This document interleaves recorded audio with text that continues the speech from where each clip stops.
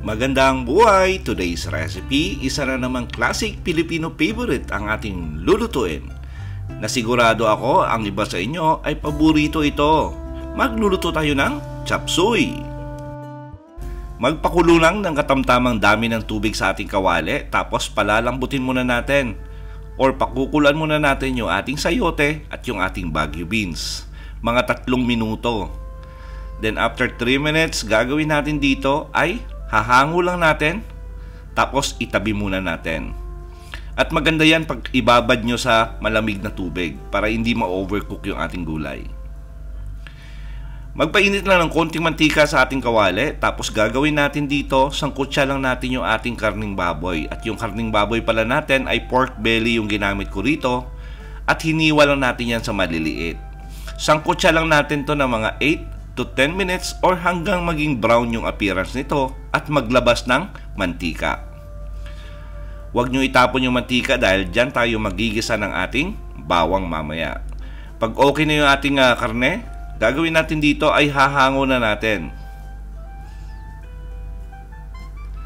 Tapos gisa na natin yung ating bawang at yung bawang natin ay hiniwa lang natin yan ng pinong-pino. Sangkutsa lang natin to ng mga 20 to 30 seconds. At moderate flame lang pala yung gagamitin natin dito para hindi tayo masunugan. Nilagay na rin natin yung ating sibuyas at yung sibuyas natin ay hiniwa lang natin yan ng maliliit na dice. Sangkutsa natin siguro mga 1 minute hanggang magbago yung appearance nito at yung naaamoy na natin yung bango. Ibalik na natin yung ating sinangkutsang karne. Haluin natin. Tapos gagamit din pala tayo rito ng chicken liver. Ngayon, depende po yan sa inyo. Kung ayaw nyo ng liver, pwede nyo naman wag lagyan. Lagyan na natin to ng soy sauce, oyster sauce, and by the way, para sa kompleto at tamang timbang ng ating recipe, sinulat ko po sa description box.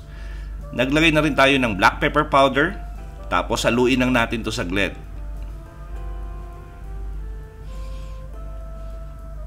Tapos pag okay na, lagay na natin yung ating chicken liver. Yung chicken liver natin ay pinakuluan lang natin yan ng mga 5 minutes at hiniwa natin sa bite size. Ngayon, pwede pa kayo magdagdag pa ng ibang mga karne rito. Kung gusto nyo, lagyan nyo ng manok, lagyan nyo ng hipon, or lagyan nyo ng squid ball. Depende po yan sa inyo. Kaso medyo mapapamahal na. Naglagay tayo ng tubig, approximately mga 1 baso lang. Tapos lagay tayo ng konting asin. Ngayon, depende po yan sa inyo kung gaano karami yung sauce ng chop suey nyo. Ako medyo konti lang yung nagko-coat lang doon sa ating gulay. Naglagay na rin tayo ng flavor enhancer, 1 pirasong broth cubes. At sinimmer natin ng mga 15 minutes, tamang-tama lang para lumambot yung ating pork belly. Lagay na natin yung ating carrots. Ngayon, depende po yan sa inyo kung anong design ng hiwa yung gusto nyo. Naglagay na rin tayo ng button mushroom at ng young corn. At yung corn natin at saka yung button mushroom natin, ito lang yung nabibili sa grocery, yung nasa lata. Binalik na rin natin yung ating sayote at saka yung ating green beans. Sinama na rin natin yung red bell pepper at saka yung ating broccoli flower. Tapos haluin lang natin. I-mix natin ng maigi. Tapos gagawin natin dito, tatakpan lang natin yan ng mga for another 3 minutes. Ngayon, depende po yan sa inyo. Kung gusto nyo na malambot talaga yung gulay nyo, extend nyo na lang yung cooking time. Dagdag na lang tayo ng liquid seasoning. Tapos, lagay na natin yung ating repolyo.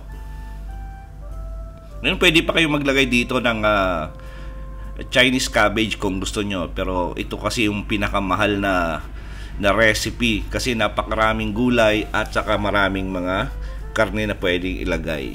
Ngayon, kung simplehan nyo, 1 karne lang, okay lang. At kung konti lang yung gulay, okay lang din.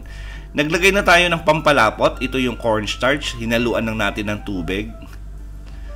Tapos, depende po yan sa inyo kung gaano kalapot yung sauce na gagawin nyo.